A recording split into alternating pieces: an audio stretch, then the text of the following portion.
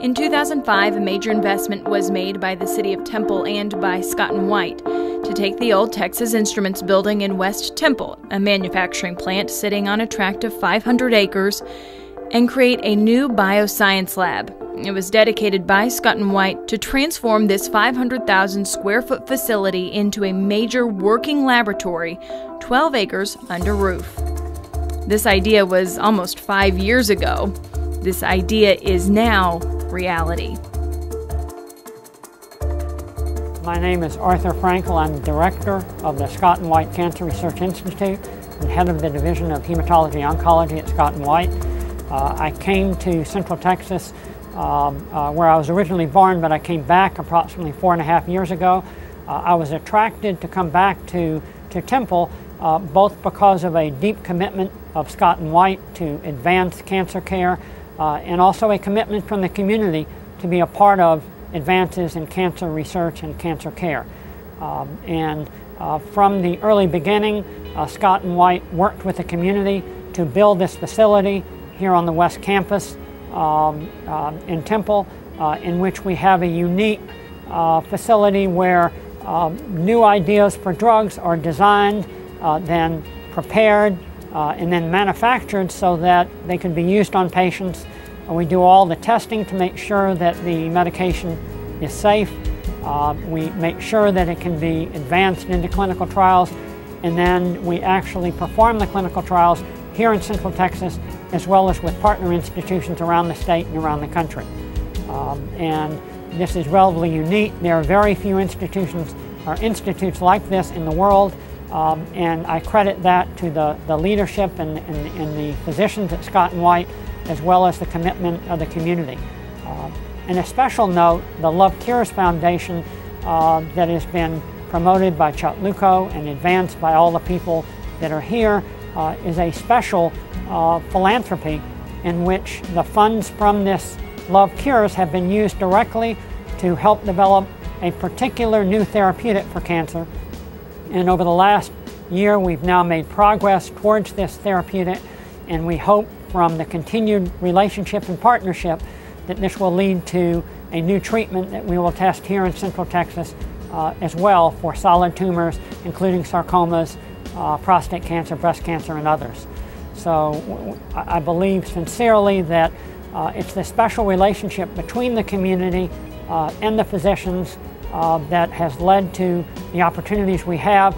The real long-term goals of the Cancer Research Institute is to help promote a good relationship between patients and their physicians at Scott & White so that there's good communication and that there's also hope. Patients with cancer, no matter what stage they're in, always need the sense of hope, and we are dedicated here to help advance that.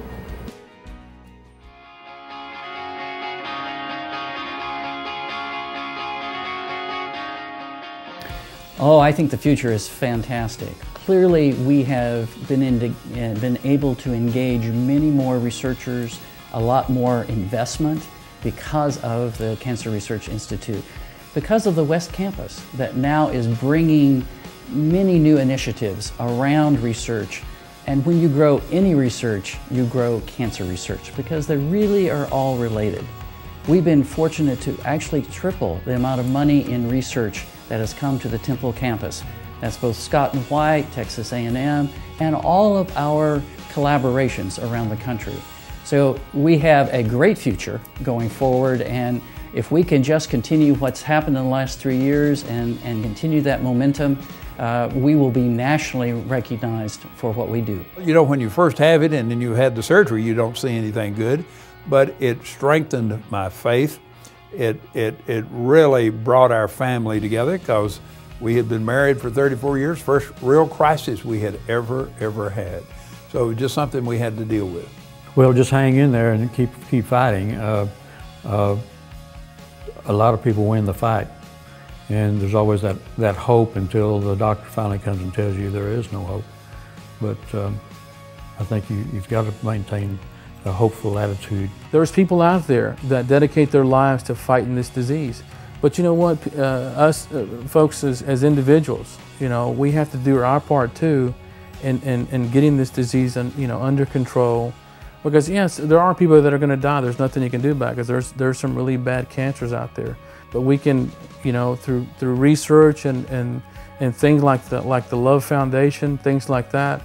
When you have people out there that are doing things like that, doing things like Chuck Luco is doing, trying to spread the word, you know, I don't see why that we as a society can't conquer this. At some point, you realize that there really isn't an explanation. I asked my surgeon if there was something that I should be doing or shouldn't be doing. Am I eating? I mean, I'm essentially a pretty healthy person, I thought. And she looked at me and just said, "This is just bad luck." And so how do you deal with that? And that's actually harder than dealing with the chemotherapy and all of that sometimes. But at some point I realized that I don't really need the answer to that.